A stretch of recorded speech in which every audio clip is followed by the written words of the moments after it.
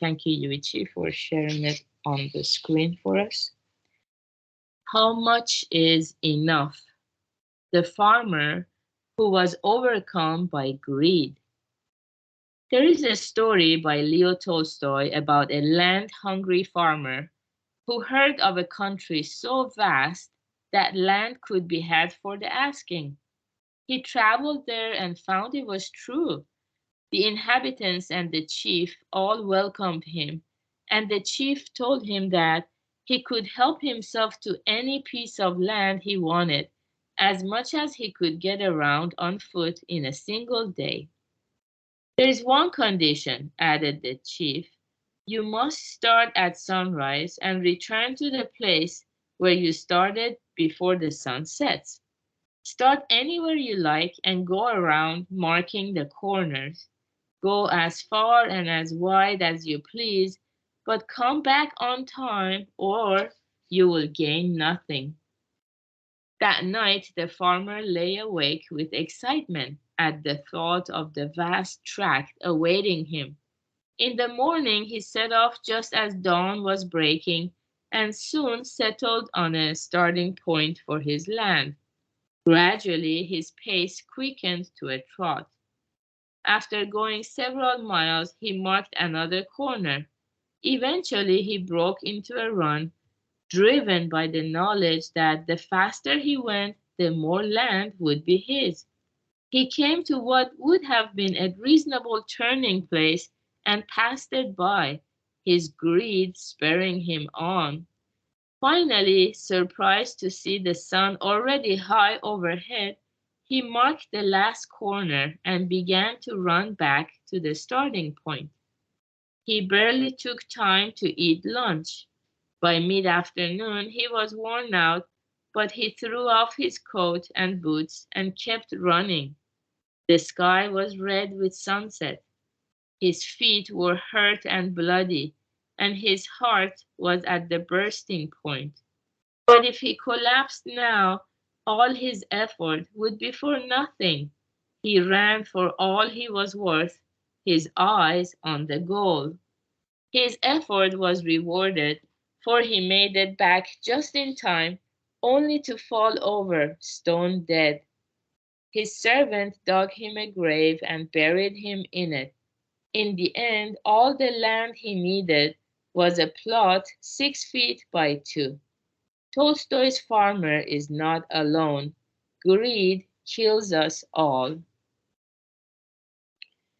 Okay, very good. This is another powerful story that teaches us about the intensity of our desires and greed that constantly manipulate us, control us to go here and go there, thinking that if only I had this, I would be happy, or if only I obtained this, I don't have to suffer so much. So we are constantly driven by our own desires from morning to night, and even from evening till next day, because we even have dreams that we ruminate about and it occupies our mind. So constantly, basically, we are driven by our own desires.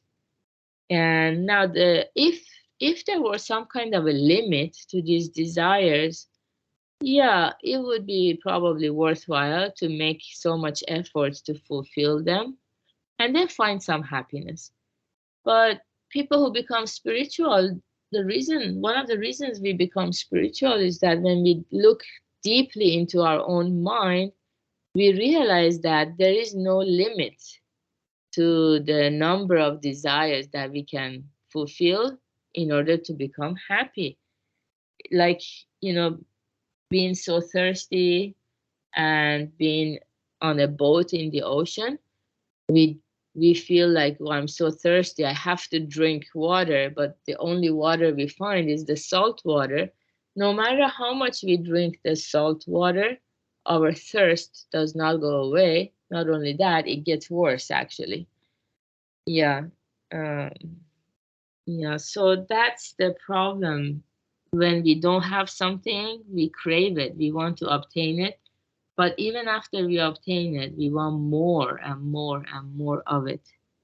So as a spiritual person, yeah, coming to this recitation meditation is like a relief from those troubling and distressing desires. Even for 30 minutes, we are finding this refuge and sanctuary from the endless desires we have. And the answer comes to us instead of fulfilling desires, which doesn't bring us anywhere. It's just like a dog chasing its tail.